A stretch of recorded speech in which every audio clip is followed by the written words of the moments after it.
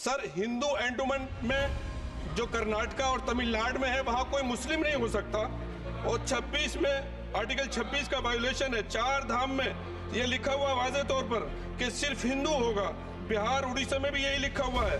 पंजाब हरियाणा में गुरुद्वारा प्रबंधक कमेटी में सिर्फ सिख होगा ओनली, और ये उनका अधिकार है जिसको माना गया है। लेकिन मुस्लिम के साथ में यह न्याय क्यों है? सर मैं आपकी तवज्जो के चाहता हूँ, दुनिया का सबसे पहला वक़फ़ खाने काबा मक्के में है। क्या हम उसके ऊपर भी सवाल उठाएंगे कि वहां पर भी हमारा कोई हिंदू भाई हो? हम अपने वकार को, अपनी इज्जत को, अपने मुल्क की, अपने शान को, अपने संविधान को खुद अपने पैरों तले रौंद रहे हैं। मेरे मजहब के मुतालिक चीजें हैं तो वो कैसे कोई दूसरा तय करेगा?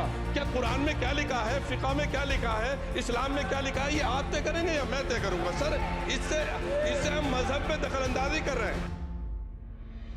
ये है खबरों की खबर और आप देख रहे हैं खबरों की खबर टीवी। श्री मोहिबुल्लाह, बिस्मिल्लाहिर्रहमानिर्रहीम।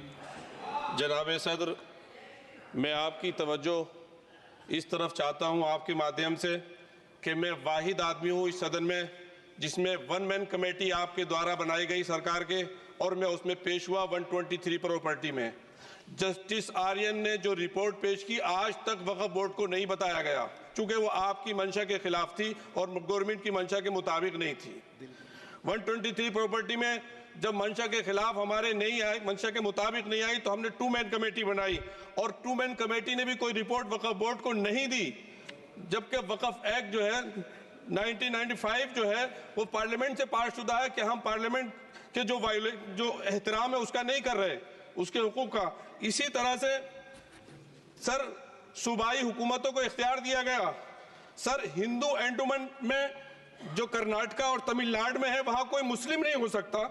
और 26 में आर्टिकल 26 का वायोलेशन है। 4 धाम में ये लिखा हुआ वाज़े तौर पर कि सिर्फ हिंदू होगा। बिहार उड़ीसा में भी यही लिखा हुआ है। पंजाब हरियाणा में गुरुद्वारा प्रबंधक कमेटी में सिर्फ सिख होगा ओनली, और ये उनका अधिकार है जिसको माना गया है। लेकिन मुस्लिम के साथ में यह न्याय क्यों है? और सुन लीजिए सर मैं आपकी तवज्जो के चाहता हूं, दुनिया का सबसे पहला वक़फ़ खाने काबा मक्के में है। क्या हम उसके ऊपर भी सवाल उठाएंगे कि वहां पर भी हमारा कोई हिंदू भाई हो? हम अपने वकार को, अपनी इज्जत को, अपने मुल्क की, अपने शान को, अपने संविधान को खुद अपने पैरों तले रौंद रहे हैं। और वक़फ़ एक मुसलमानों का मजहबी अमल है, एक मजहबी फरीजा है। इससे उनको महरूम कॉन्स्टिट्यूशन के जरिए से भी कोई ताकत नहीं कर सकती। सर ये हम बहुत बड़ी गलती करने जा रहे हैं जिसका खुमियाजा हमें अभी नहीं, सदियों तक हम भुगतते रहेंगे, क्योंकि हम खुद अपने कॉन्स्टिट्यूशन को, संविधान को, उसकी पामाली कर रहे हैं। अगर हमें इस सिलसिले में, मैंने सर पूरा मैंने उसको मध्यम से पढ़ा है, और मैंने पूरी 40 तरामीम जो उसमें गलत है उसको लिखकर जो है वो मैं लेकर आया हूँ।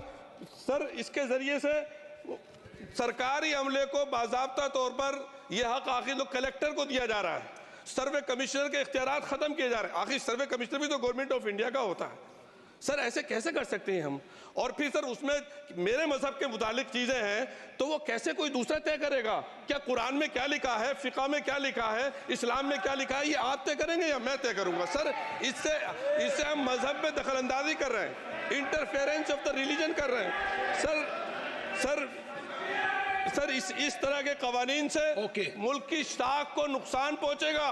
कॉन्स्टिट्यूशन की स्पिरिट हम खत्म कर देंगे, और अगर ये होगा तो कोई भी अकलियत, कोई भी माइनॉरिटी अपने आप को हिंदुस्तान में सेफ नहीं करेगी। पिछले दिनों सिखों के साथ भी ये हुआ, और कुछ ईसाई भाइयों के साथ भी इस तरह के वाकयात हुए हैं, जिसकी वजह से सब लोग अपने आप को असहाय महसूस कर रहे हैं। 10 साल से जो मुल्क में माइनॉरिटीज के साथ, उनके हुकूक के साथ, उनके रिलीजन फ्रीडम के साथ जो खिलवाड़ किया जा रहा है, उससे रूह कांप जाती है। और ऐसा महसूस होता है कहीं ऐसा ना हो कि जनता इन हुकूक के लिए, कॉन्स्टिट्यूशन को बचाने के लिए दोबारा सड़कों पर आ जाएगी। सर